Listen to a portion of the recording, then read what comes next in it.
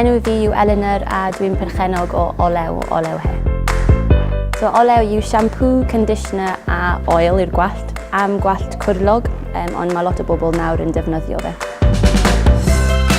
I was in 3 issues of Vogue. I also have some stockists in Australia, in America as well, and they kind of found me because they found that their ancestry, they have some connection with Wales, so that's really helped me develop relationships with people all over the world. Nes I ddarganfod olew ar Instagram, nath yr enw'n ddenu.